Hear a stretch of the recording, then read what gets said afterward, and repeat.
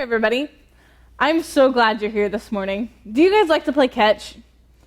I know I do, but the only problem with playing catch is that you have to have somebody to play with you, and if you don't know how to throw a ball, you kind of need somebody to teach you, right?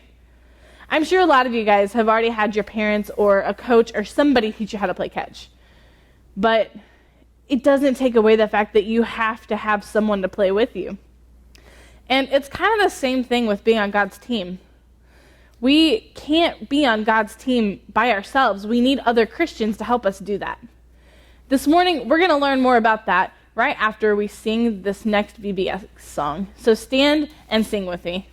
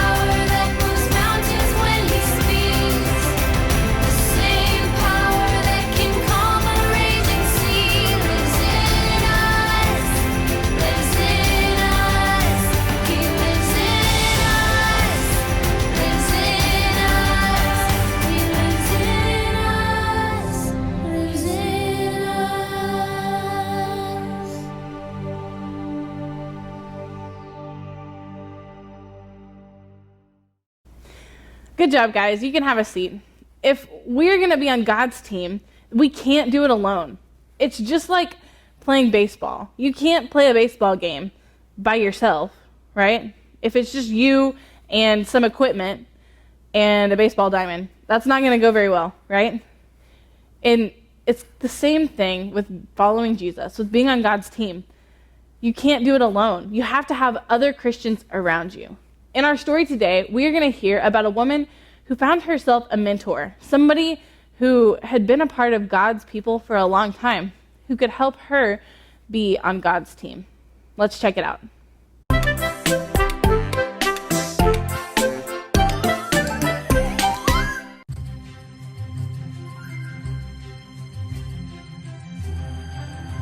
Wherever you go.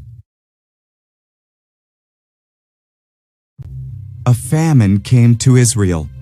Elimelech, Naomi, and their sons went to Moab to find food. Elimelech died. The sons married Moabite women, Orpah and Ruth. Then the sons died too.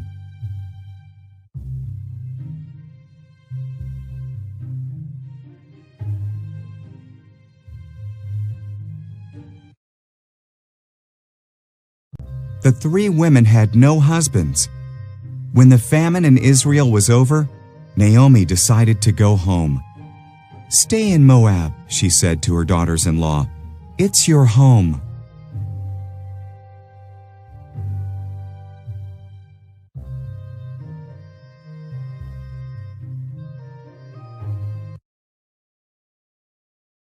Orpah stayed, but Ruth said, "Wherever you go, I will go.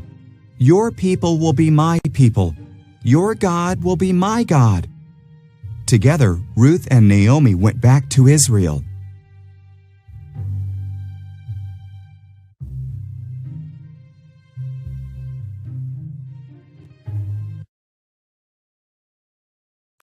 It was harvest time in Israel. Naomi told Ruth to gather the bits of grain left behind in a field. The field belonged to Boaz, Elimelech's relative. Boaz approached Ruth.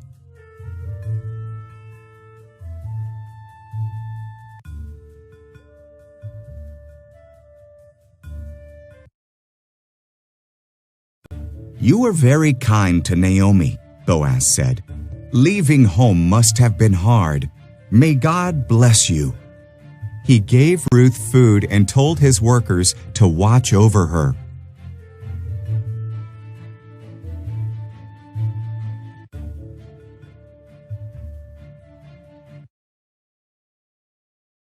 Ruth told Naomi what happened. Naomi smiled. "When someone dies, his closest relative cares for his family. That person is their kinsman redeemer. Boaz is our kinsman redeemer. Stay close to him."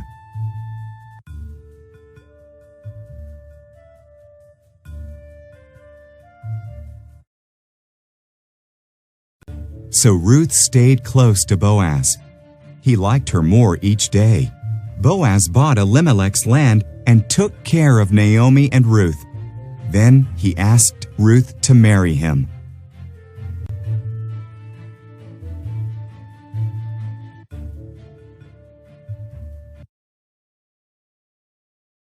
Ruth had a son called Obed. Obed's son was Jesse. Jesse's son was David, and David became Israel's greatest king. So God blessed Ruth just as Boaz had prayed.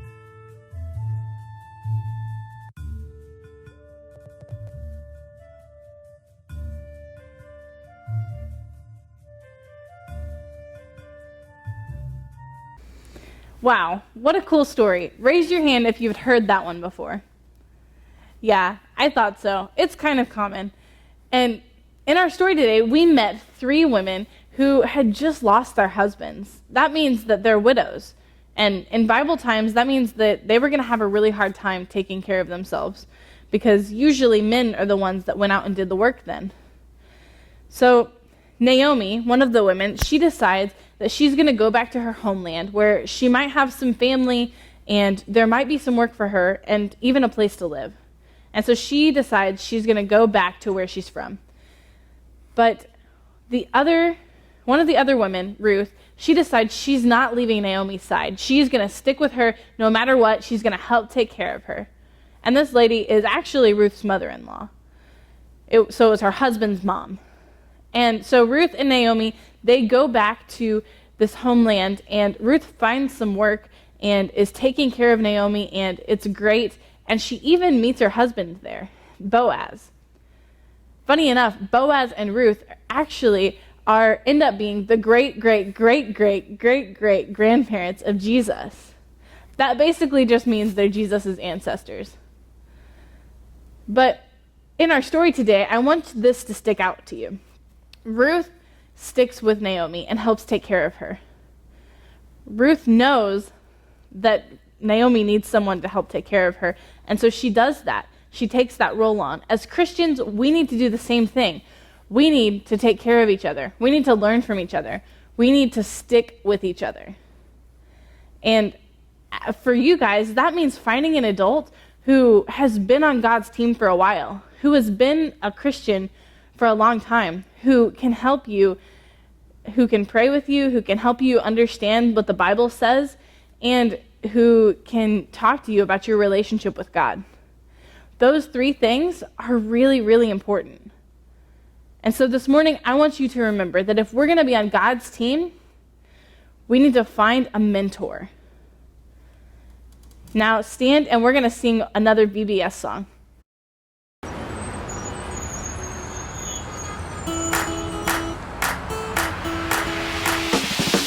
Every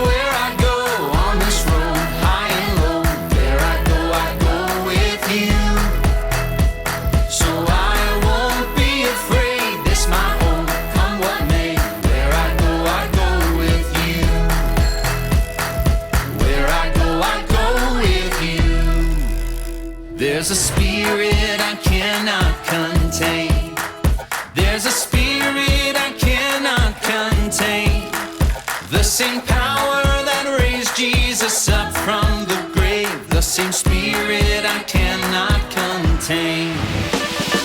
Everywhere I go on this road, high and low, where I go with you. So I won't be afraid, this my hope, come what may. Where I go with you. Where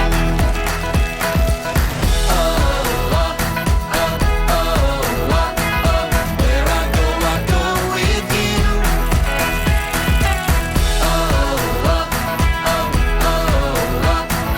Where I go with you. Your breath upon these bones, your fire in my soul, your kingdom is my home, and I don't walk alone.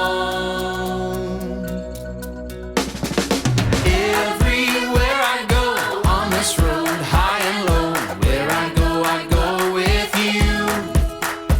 So I won't be afraid, this my hope, come what may. Where I go with you. Hey. Everywhere I go on this road, high and low, where I go with you. So I won't be afraid, this my hope, come what may. Where I go with you. Where I go with you. Yeah. Where I go with you.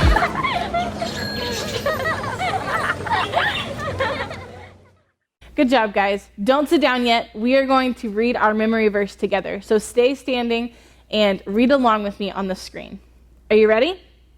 All right. It says, "When you have heard from me what you have heard from me in the presence of many witnesses, entrust to faithful men who will be able to teach others also." 2 Timothy 2:2. Good job, guys. Now you can have a seat. I want you to remember that in our Bible story today, we heard that Ruth stuck with Naomi, and we need to stick with other Christians. We can't do it alone. Just like playing catch is impossible to do alone, so is being on God's team. We have to surround ourselves with other people who are just as bound, who are just as excited, who are just as pumped up about following Jesus. And that's another reason why it's so important for us to meet together and be at church on Sundays or on Wednesdays or whenever we go to church, right? So I want you to remember that if you're going to be on God's team, you need to find a mentor.